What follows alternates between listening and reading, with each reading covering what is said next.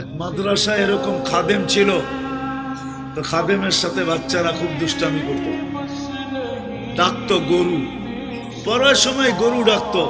তো ও ছিল একটু সাদা সিধা, সহজ সরল, একটু হাবলা টাইপের, তো বেশি মাথায় নিত না।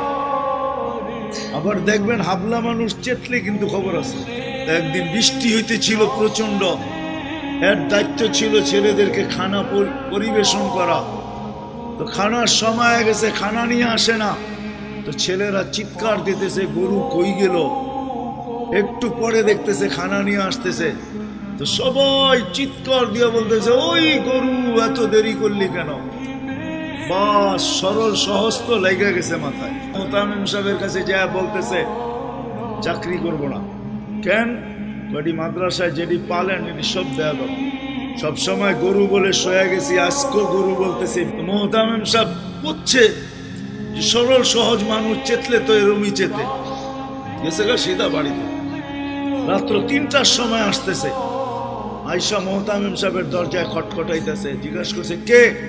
হুজুর আসছি। কি জন্য? চাকরি করবো। তুমি দিনের বেলা চলে গেলে চাকরি করবো না? এতদিন চাকরি করতেছিলাম শুই না, এখন চাকরি করবো দেখা।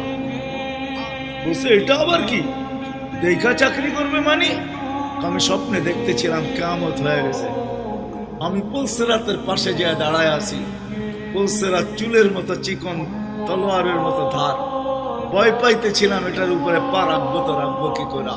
একটু পরে চিৎকার শুনলাম, তো দেখলাম মাদ্রাসার ছেলেগুলা সবগুলা হইহুল্লার করতে করতে আসতেছে। ওরা পুলসেরাতের পা দিতে দেরি, এটা সুপার হাইওয়ে হয়ে যেতে দেরি হয় নাই।